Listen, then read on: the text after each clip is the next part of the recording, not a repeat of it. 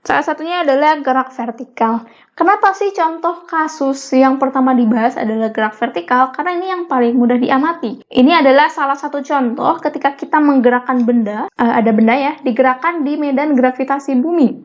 Karena kan gravitasi bumi itu dia memiliki gaya tarik yang membuat percepatannya konstan. Jadi dia itu akan selalu memiliki percepatan sebesar percepatan gravitasi atau 9,8 meter per sekon kuadrat. Ini konstan ya. Ketika kita melakukan percobaan di satu tempat, itu tidak akan berubah. Kecuali kalau misalnya kita melakukan percobaannya sekarang misalnya di rumah, besoknya di mana di atas gunung misalnya. Itu bisa jadi ada perbedaan percepatan. Tapi kalau kita melakukan percobaannya atau mengobservasi gejalanya di satu tempat, itu akan mengalami gerak dengan percepatan konstan atau GLBB. Sehingga gerak vertikal ini sangat umum dijadikan contoh untuk GLBB. Karena kan ini secara natural muncul. Ini bisa muncul di mana saja. Nah, gerak vertikal ini ada beberapa peristiwa juga. Yang pertama misalnya gerak jatuh bebas. Artinya gerak jatuh bebas itu benda tidak diberi kecepatan awal, tidak diberi tambahan kecepatan dari yang lainnya, murni hanya bergerak jatuh karena gravitasi. Jadi misalnya ada apel ya di atas pohon. Nah, dia itu lepas ya karena sudah tua. Nah, dia itu akan jatuh dengan percepatan ini. Jatuhnya itu adalah jatuh bebas. Saya tuliskan yang pertama itu adalah gerak jatuh bebas. Karena kecepatan awalnya 0, maka kita bisa menuliskan persamaan sebelumnya. Untuk kecepatannya berarti sama dengan AT, dan untuk posisinya berarti adalah setengah AT kuadrat. Jadi ini ya, V0-nya semuanya berubah jadi 0. Jadi persamaannya terlihat lebih sederhana. Saya coba contohkan ya. Misalnya dari atas sana ini tingginya adalah 4 meter.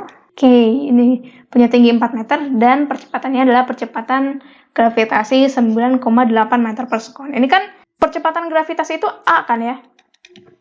Kita cari kecepatannya di titik ini, tapi sebelum dia berhenti menabrak tanah.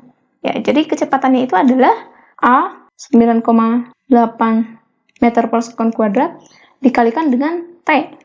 T-nya belum diketahui, tapi bisa kita cari menggunakan persamaan yang di bawah ini ya.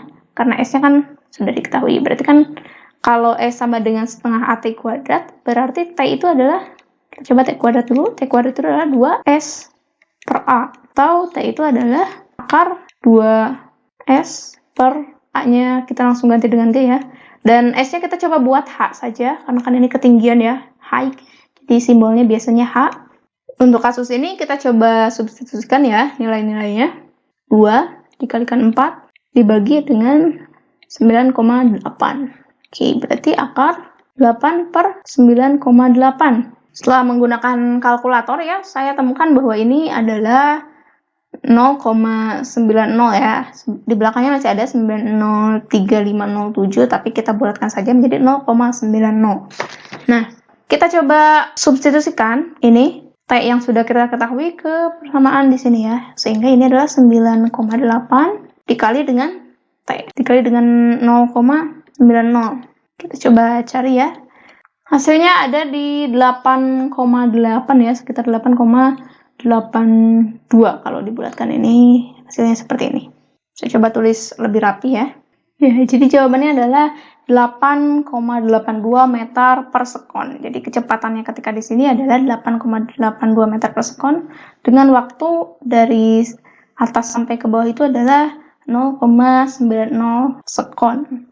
Berikutnya, sebetulnya untuk mengerjakan soal ini agar kita bisa lebih cepat, kita bisa menggabungkan ya kedua rumusan ini. Jadi V-nya itu kan tadi A dikali T, A-nya di sini sudah menjadi G ya. G dan T-nya itu kita ketahui adalah 2H per G. Kalau misalnya G-nya itu kan dimasukkan ke dalam akar ini menjadi G kuadrat ya, berarti 2H G kuadrat per G. Nah, ini bisa kita eliminasi sehingga V-nya itu, coba saya tulis di bawah ya. V-nya itu adalah akar 2GH. Nah, ini ya. Ini cukup berguna juga dalam menganalisis gerak jatuh bebas.